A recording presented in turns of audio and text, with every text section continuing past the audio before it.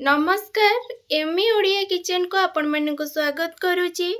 मु आज आपण मानक छतु बेसर बा बांफ दिया छतु आज आपण मानक सिखेबी।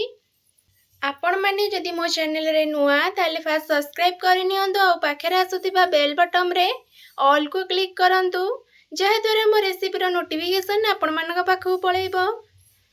आसंतु एबे स्टार्ट करिबा आजिर रेसिपी। मुझे 1 किलो पाଳ छतु नहीं छतुर ऊपर चोपाटा को मु बाहर करी नौची। मुझे छतु को हाथ रे 2 पीस करी नौची। मुझे 1 किलो छतु नहीं और सबु छतु को भल भाव बाची सारे।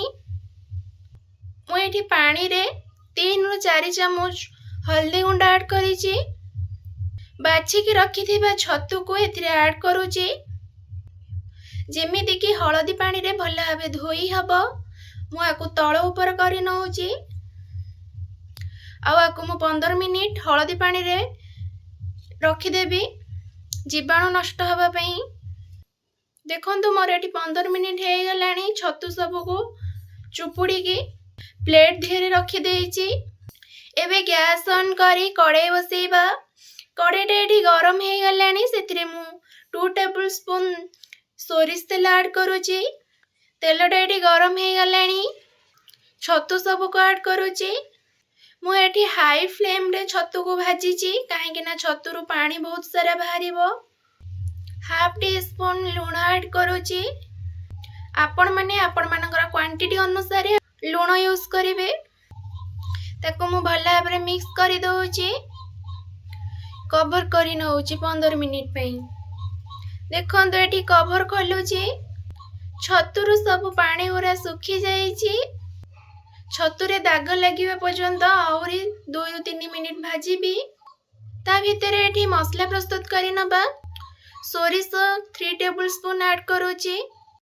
8 कोला रसुण, हाफ टी स्पून जीरा, 2टी लंका ताको मु एबे ग्राइंडिंग करि नै आछी। मोर एटी छतुरे पोड़ा दाग लगी गलानी। मु एटी गोटे प्लेट को काढ़ी नौची। एबे सेम कड़ाई रे 3 टेबल स्पून सोरिष तेल ऐड करूची। हाफ टी स्पून जीरा ऐड करूची। जीराटा एटी रेड कलर हे आसलानी। काटिकी रखिथिबा 2टी आलू को एथिरे ऐड करूची। आपण माने चाहिले छतु बेसर रे आलू को मध्य स्किप करि परिबे। स्वाद अनुसार लूण ऐड करूची और ताको भल भाबरे मिक्स करि नौची। मीडियम फ्लेम रे ताको 5 मिनिट कुक हवा पई छाडी दउची। 5 मिनिट हे गलानी। कवर खोलुची। देखंतु एटी गोल्डन ब्राउन कलर हे आसलानी आलू। मोर एटी आलूटा भल भाबरे भाजी हे गलानी। एथिरे सोरिष मसला ऐड करूची।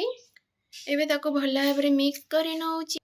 मु एटी सोरिष मसला को अधिक कसिबिनी।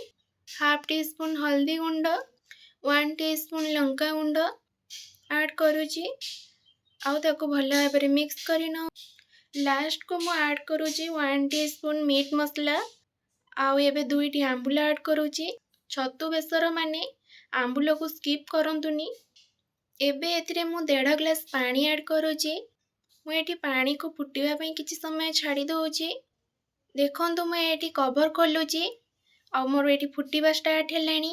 भाजी की रखिथिबा छतु को एथिरे ऐड करूची।